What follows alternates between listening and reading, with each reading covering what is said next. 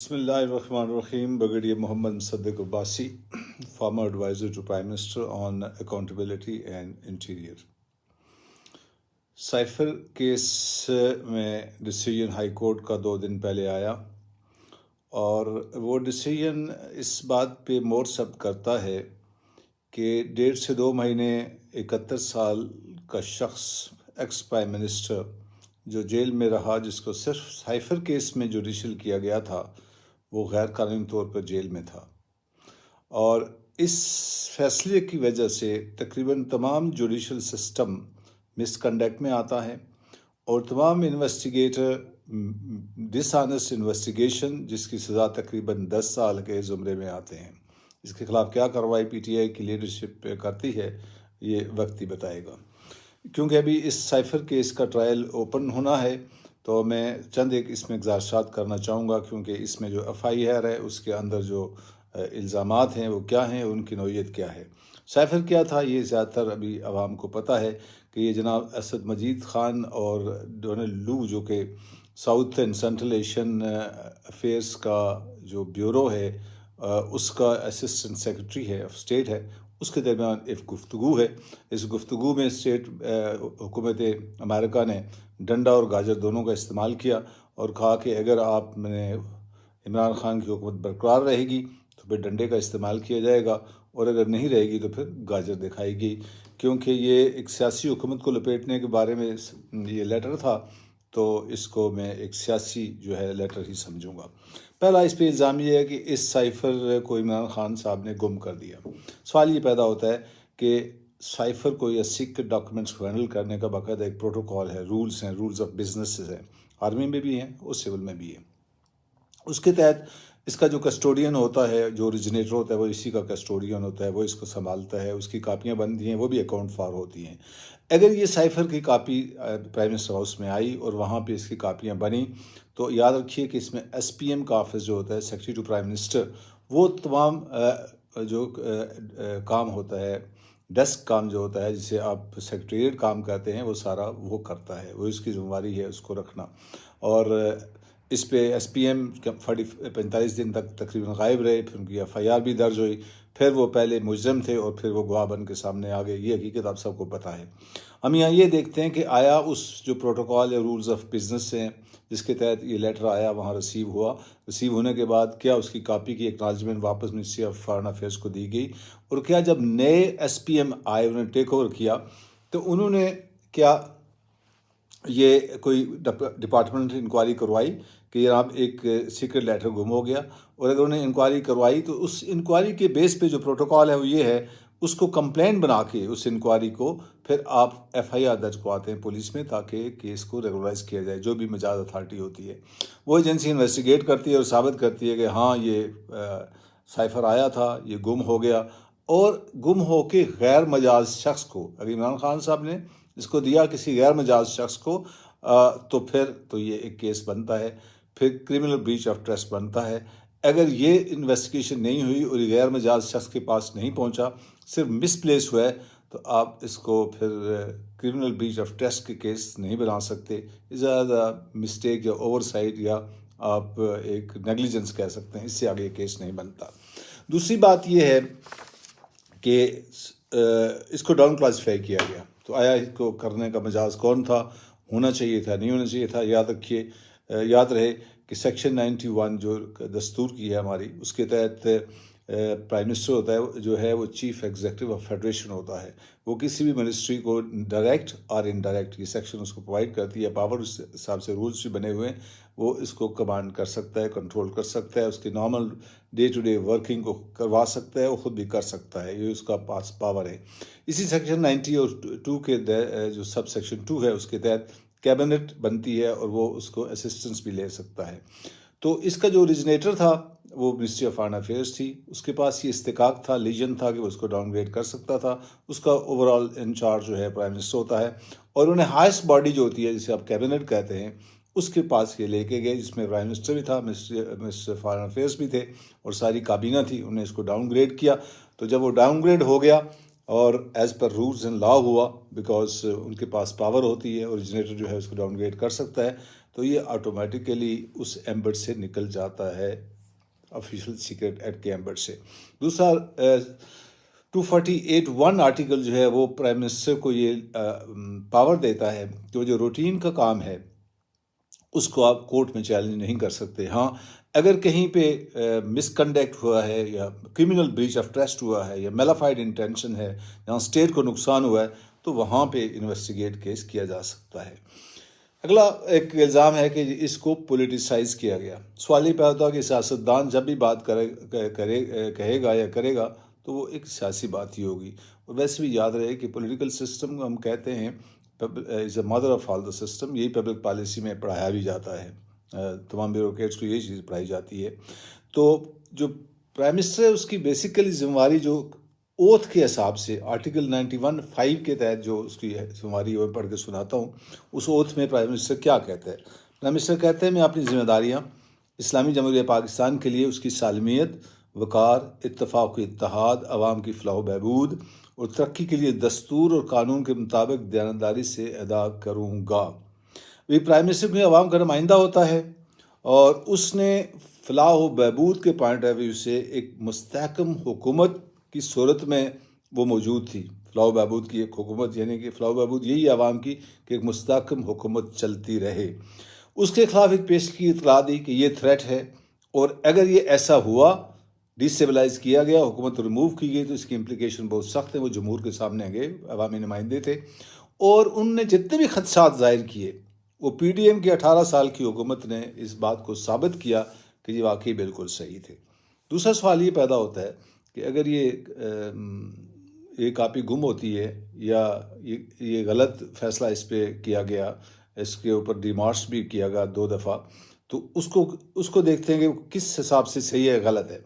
आप देखें कि 31 मार्च को सिक्योरिटी कमेटी की मीटिंग बुलाई जाती है, उसमें डिफेंस के नुमाइंदे भी हैं, उसमें काबीना भी है, और डबल डिमार्च कि आप वाशिंगटन से भी एहतजाज करें और यहाँ से भी करें, रिकमेंड किया गया और उसको इंडोर्स किया गया। फिर जब दूसरी काबीना आती है तो 22 अप्रैल को वो भी वही डिफेंस के नुमाइंदे हैं और काबीना नहीं है, वो भी इसको एग्जैक्टली जो पावर हैं आर्टिकल 91(5) दोनों प्राइम मिनिस्टर्स ने उसको इस्तेमाल किया और उन्होंने कहा जिसके कंटेंट्स भी सही हैं, और मजीद साहब भी अपने स्टेटमेंट पे उन्होंने अपने आप को बरकरार रखा और दोनों ने अपने कानून के हिसाब से अपनी जिम्मेवारियाँ पूरी की प्राइम मिनिस्टर्स ने।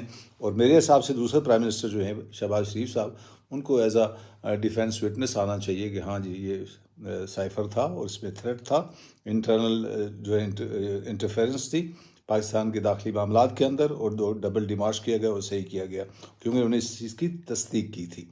अगली बात यह है कि इस एक्ट को चेंज करने की ज़रूरत क्यों महसूस हुई। ये 1923 का 100 साल पुराना एक्ट था, इसको 2023 में क्यों तब्दील किया गया। मेरे नज़दीक जब साइफर केस बनाया गया और बनाने की कोशिश की गई तो पता चला कि ये जो केस जो है इसमें इमरान खान साहब जो है वो इसमें नहीं आ सकते, ये बड़ा मुश्किल हो जाएगा। और उन्होंने क्या किया कि उन्होंने PDM हुकूमत ने इस पूरे साइफर एक्ट को जी अमेंड कर दिया। याद है इसमें ऑलरेडी प्रेसिडेंट कह चुके हैं कि जनाब वाला मैंने इसको इंडोर्स ही नहीं किया, मैंने इसको अप्रूव ही नहीं किया। जब प्रेसिडेंट, आम इंसान जब स्टेटमेंट देता है कोर्ट के अंदर तो उसकी बड़ी वैल्यू होती है।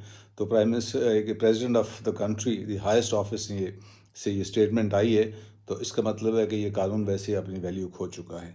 इसमें सबसे पहली बात यह है कि ये पहली दफ़ा कानून को तब्दील किया गया केस बनाने के लिए, ताकि इमरान खान साहब के साथ केस को कैसे बनाया जाए, क्योंकि वो इसके अंदर फंस नहीं रहे थे। याद रहे कि किसी सियासतदान और सिविलियन को पहली दफ़ा इस तरह से लाया गया। और ये भी याद रहे कि इससे पहले भुट्टो साहब को भी एक जब आया था, इस तरह का थ्रेट आया था, उनको जब ये थ्रेट किया गया था तो वो भी ये इसी तरह का साइफर ले के पब्लिक में चले गए थे। उनके खिलाफ ज़ियाउल हक ने कुछ नहीं किया था, लेकिन यहाँ पे क्योंकि एक केस बनाना था, लिहाजा दे हैव टू मॉडिफाई। 100 साल बाद इसको मॉडिफाई किया गया और चेंज किया गया इस कानून को। मैं इसकी थोड़ी सी तब्दीली क्या आई है वो मैं इसमें थोड़ी सी रोशनी डालूंगा। सबसे पहली बात यह है कि इसकी सेक्शन 1(2) सब सेक्शन 2 इस एक्ट की ये कहती है कि it shall come in force at once. इसका मतलब ये 16 अगस्त 2023 को काबिले ये नाफज हुआ कानून।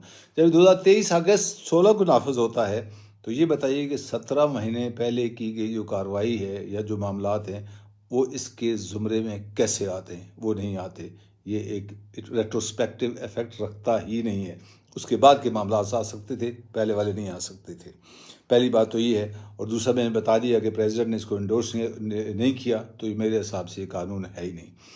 अगर इसकी आप निकालते हैं, शिक्के निकालते हैं बीच में जो अमेंड हो गए हैं, वो अगर आप उनको एनल समझते हैं, तो सबसे पहली बात यह है कि जो गलती इसके अंदर है वो ये है कि ये साइफर गुम होता है मिनिस्ट्री ऑफ फॉरेन अफेयर्स का, लेकिन इसकी FIR दर्ज करवाती है मिनिस्ट्री ऑफ इंटीरियर। यही बदनीति यहीं से साबित होती है, हालांकि मिनिस्ट्री ऑफ फॉरेन अफेयर्स को करवानी चाहिए।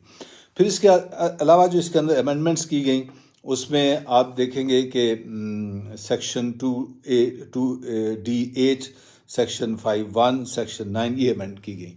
और ये सेक्शन जो अमेंड हुई हैं, इसमें इस्तेमाल किया गया लफ्ज़ प्रोहिबिटेड एरिया। प्रोहिबिटेड एरिया शामिल किया गया। प्रोहिबिटेड एरिया को आप समझते हैं कि कौन सा एरिया होता है।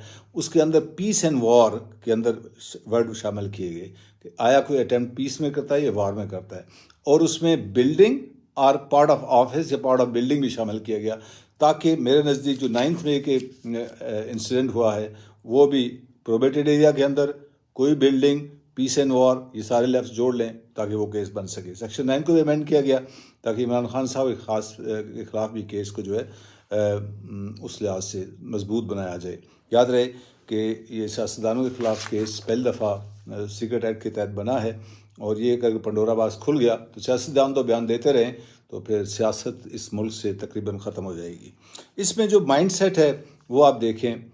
मैं डिटेल में ज़्यादा नहीं चाहूँगा। हाई कोर्ट ने जो डिसीजन दिया ज़मानत ख़त्म करने के ऊपर, ज़मानत जब मैंने कहा कि बेल के ऊपर जब कैंसिल किया, तो उसके अंदर जो केसेस कोर्ट किए हाई कोर्ट ने, वो बड़े फ़नी केसेस हैं, सारे इंडियन हुकूमत के किए गए। और उसके अंदर कैप्टन जगजीत सिंह जो जासूसी करते हुए इंडिया में पकड़ा गया, कहा गया जी क्योंकि उसकी दरख्वास्त ज़मानत मनसूख हो गई थी, लिहाजा इमरान खान की ज़मानत भी मनसूख की जाती है। कलभूषण वर्सेस स्टेट का केस था, उसकी भी ज़मानत मनसूख की गई, लिहाजा इसको मनसूख किया जाता है। आप देखें कि दो ऐसे लोग जो मुल्क की सालमियत और जासूसी के मुकदमात में पकड़े गए, वो भी इंडिया के, उनसे इक्वेट करके इमरान खान साहब की ज़मानत को बेल को जो है वो रिजेक्ट किया गया। तो मतलब ये फ़र्द जुर्म भी जो आयद किया गया, उसमें हैरान कुन बात है कि उसके अंदर ना तो मौजूद था, उस साइफर की कापी मौजूद थी वकीलों के बकौल, और ना ही रूल ऑफ कंडक्ट या जो सीक्रेट डॉक्यूमेंट्स को हैंडल करने का जो तरीक़ाकार है वो भी उसके अंदर वो ज़ाब्ते नहीं दिए हुए थे। तो ऐसे जो है ना, इसको एक्ट को FIR को दर्ज करना और उसके ऊपर फ़र्द जुर्म आयद करना, मुझे समझ नहीं लगी जज साहब ने कैसे कर लिया। सिर्फ टोटल मिशन ये है कि पहले खान साहब की आवाज़ को ख़त्म किया जाए, वो ख़त्म कर दिया गया, फिर उनके जिस्म को गायब कर दिया जाए ताकि लोग उनको देख ना सकें, वो कंटेक्ट ना कर सकें। I think this is total Endeavour. और मैं एक आखिर में ये कहूँगा कि पूरे जो निज़ाम है, हमारा अदलिया का निज़ाम है, उसके ऊपर एक बहुत बड़ा अल्लाह का हुक्म जो है उसका बोझ पड़ता है, क्योंकि हम सब मुसलमान हैं। वो मैं आपके सामने रख देता हूँ, और मजिस्ट्रेट से लेकर चीफ जस्टिस तक इसके बोझ के नीचे आते हैं, जिम्मेवारी के नीचे आते हैं। अल्लाह पाक फरमाते हैं सूरह हदीद आयत नंबर 25 में, लक़द अरसलना रुसुलना बिल बैयिनात, हमने रसूल भेजे निशानियों के साथ, व अंज़लना माअहुल किताब, और उनके साथ हमने किताबें भी भेजी, वल मीज़ान, और हमने अदल के ज़वाबित और कवायद भी साथ भेजे। किस लिए? लियकुम अन्नास बिलक़िस्त, ताकि इंसानों में इंसाफ को जो है ना कायम किया जा सके। ना इंसाफ़ी जो है वो सबसे बड़ा जुल्म है। हमारे जितने भी केसेस हैं वो सारे पेंडिंग में हैं, डिसीजन सारे पेंडिंग में हैं। Justice delayed is justice denied. तो ये जो है जुल्म जो है, वो कहते हैं कि कोई भी निज़ाम, कोई सिस्टम कुफ्र से रह सकता है, जुल्म से नहीं रह सकता। ये बहुत बड़ा जुल्म है। हमें इससे जो है ना, इसमें अदलिया हमारी जवाबदेह है अल्लाह के इस हुक्म के मुताबिक। और वो वहीद भी सुन लें इस आयत से जो कनेक्टेड है, सूरह ताहा की आयत नंबर 111 है। अल्लाह पाक फरमाते हैं, अनतल वजूल खय्युल क़य्यूम, रूसिया हो गए वो चेहरे खय्युल क़य्यूम के सामने, जिंदा रह के जिंदा रखने और कायम रह कर कायम रखने वाली ज़ात के सामने। वक़द हाबा मन हमला जुल्मा, और बर्बाद हो गया वो जिसने जुल्म का बोझ उठाया। Thank you very much. अस्सलाम वालेकुम व रहमतुल्लाहि व बरकातुहू।